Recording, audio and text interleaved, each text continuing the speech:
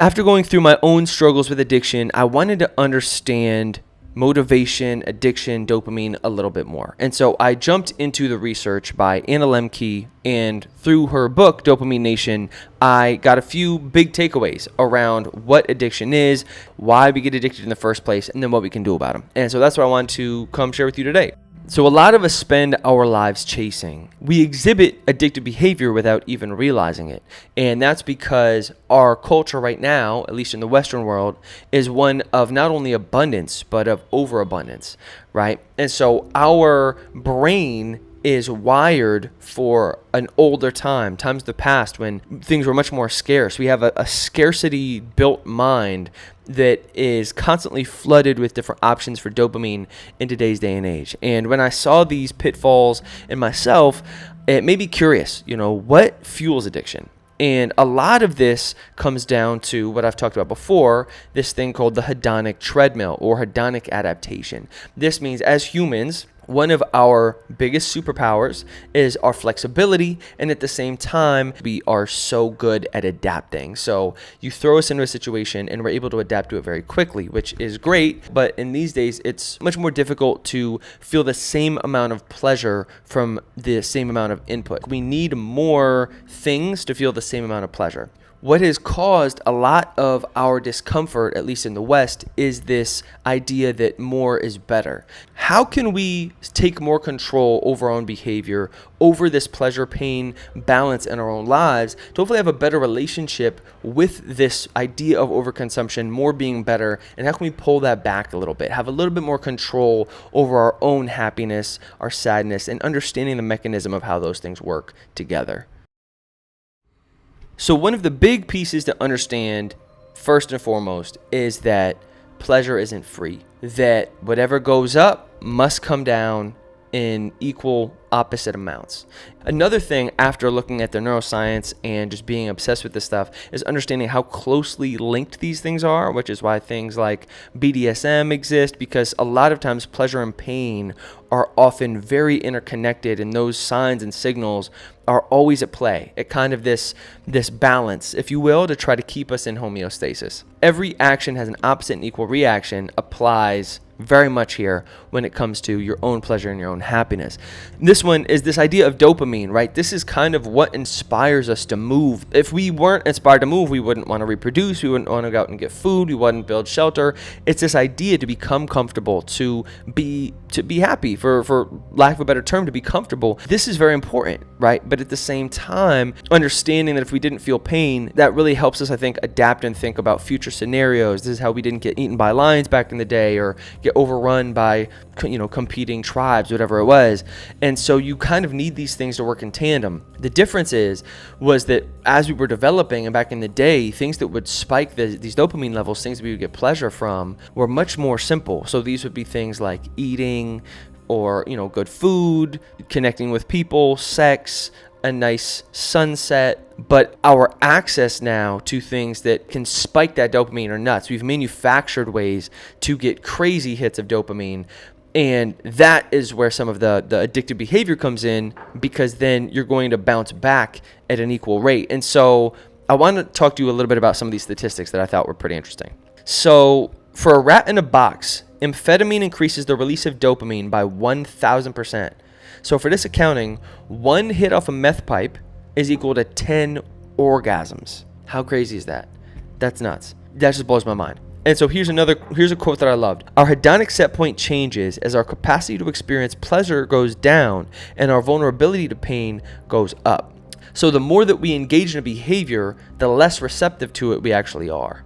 I know back when I used to watch porn a lot when I was a teen, and I remember you end up watching so much porn, you end up in like the hentai, like cartoons, and it was like almost like real people didn't even do it for me anymore, because you become so desensitized. And the same goes for food. If you end up going on vacation, by the end of vacation, you're like, okay, I'm ready, like I'm done with dessert, like I need like a detox from it.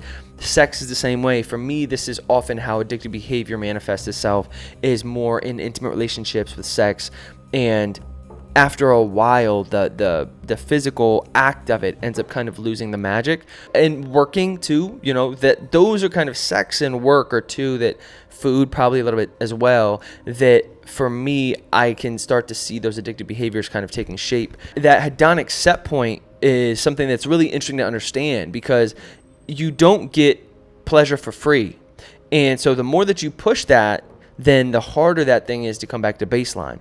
And when I was looking at the research, one thing that was actually really interesting and kind of frightening, if you put your foot on the pedal for long enough with any of these things, you can push that hedonic set point so far that it ends up almost becoming permanently stuck in a way. You can change your brain chemistry, your physical chemistry permanently. And you see this a lot with alcoholics. If you hit those hard enough for long enough, even if you've had years off of those substances, one hit, one drink can send you spiraling back in, because your brain makes all these connections again, and before you know it, you're back on the addiction bandwagon and it's hard to get off. And so that's something to keep in mind, is that yes, your hedonic set point, you can bring that back to baseline, but that if you really push it with some of these things, it can actually change you physically, that mental chemistry, the chemistry in your body permanently. So something to keep in mind.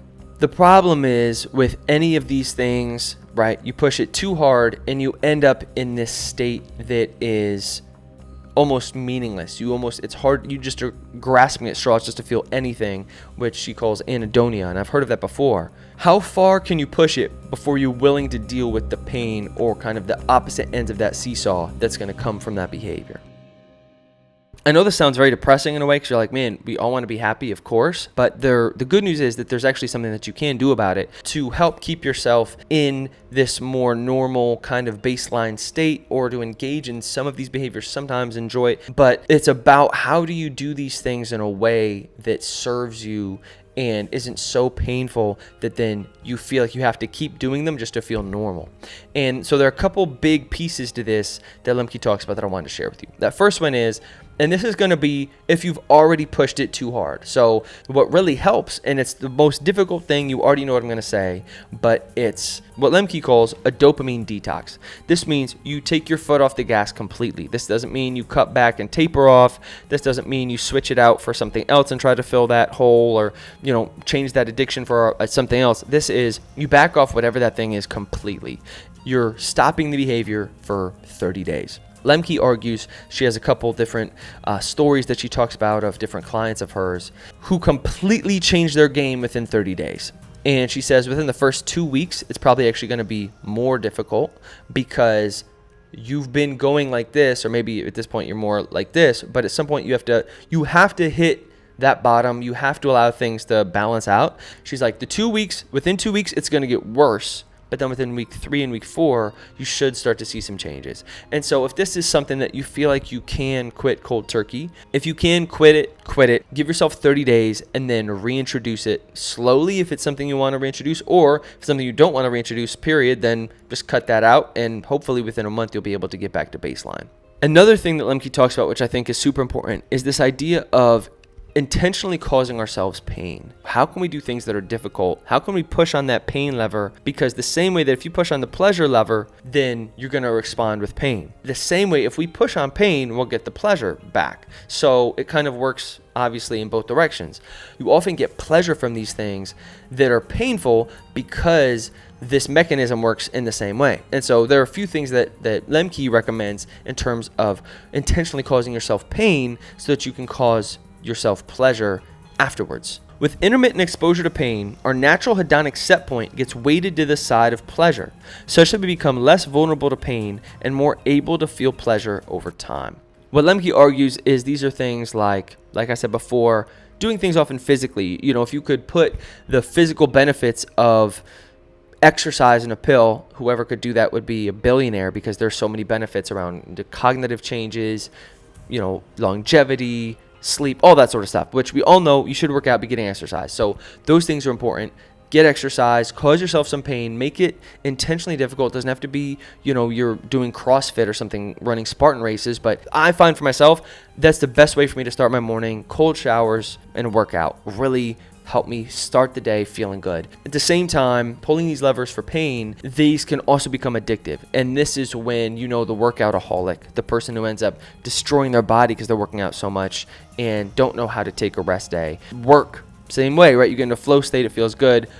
then you become, slowly a workaholic. And so it's about how do you balance these things that help kind of level your dopamine, your hedonic set point out, but still not even hit the pain lever so hard that then those behaviors become addictive too.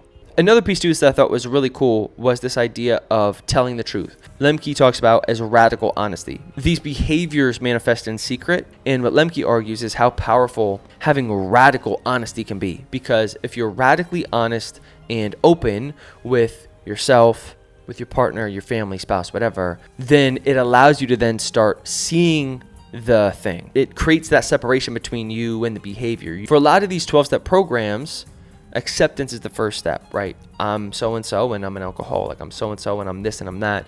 Because it's putting it out there, hey, this is what I am. There's this thing that's a part of me, but it's not all of me. And then that allows you that kind of space to start working on it. The last point that Lembke talks about is this thing called pro-social shame. What this means is, if you think about something like AA, these are spaces where you can be fully yourself, you can tell the truth, and you can feel guilt and shame around the behavior, but it doesn't have to be done in secret. I'm an alcoholic, whatever it is. Then if you deviate from that, if you relapse, they're there. They're going to accept it. Of course, you can relapse. You're still you. Come back. You're an alcoholic. But in doing so, you still are going to feel guilty. You're going to feel shame. You're letting down this group of people. That pro-social piece, that pro-social shame, whatever you want to call it, having that community is incredibly powerful as humans for us to continue good behavior. And some people think that they're cultish or whatever. I think there's something really powerful to this idea of building a positive community that's going to hold you accountable around whatever it is that you struggle with. So to wrap this up with a nice bow on top before I end up talking to ear off all day, dopamine detox. If you can, stop doing whatever it is that you don't want to be doing for 30 days. 2, do hard things. Pull on the pain lever more often than only the pleasure one. And don't get too crazy or addictive even about that pain behavior. 3, be brutally honest. Learn how to have radical transparency with yourself about your behavior. Last but not least, if you're struggling with this, find a community, pro-social shame, people that are going to hold you accountable, people that are going to accept you, people that are going to be able to be there and hear you and see you fully for who you are. And I went to some Narcotics Anonymous events with my uncle, and I know for me, seeing that behavior myself, realizing, yes, these are things are very true, but I'm still in control of them. I can set my life up in a way to help me deal with these things in a positive way. You tell yourself tonight is the night, the last time. You'll stop tomorrow, you promise. But it keeps calling to you from the fridge, your phone, that little orange bottle tucked behind the Band-Aids in the medicine cabinet. Pick your poison. It's uncomfortable being in the moment, so we find any way we can to avoid it from having to feel. Instead, we numb ourselves into oblivion with apps, booze, sex, pills, maybe a little bit of each if it's a lucky night. For a large portion of Americans, overdose, suicide, and alcohol-related liver disease are the top 3 causes of death. We're obviously running from something, the discomfort it means to be human. If we can numb it or distract ourselves, we can avoid the fact we're slowly disintegrating. Because boredom makes us confront the question of purpose in our lives, and that's more than most of us want to look at. The thing about addiction is how it works like a chameleon. It's difficult to see because the way it can adapt and change, manifesting behind closed doors or smoky back rooms, coming alive in groups or preying on you when it's quiet and you're alone. Other times it hides in plain sight, in ways that aren't only applauded but encouraged. One more can look like green pills or gold medals.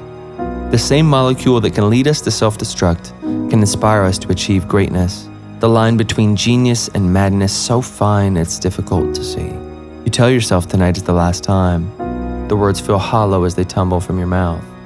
They've lost their weight. So have you. You'll be back here again, and you know it.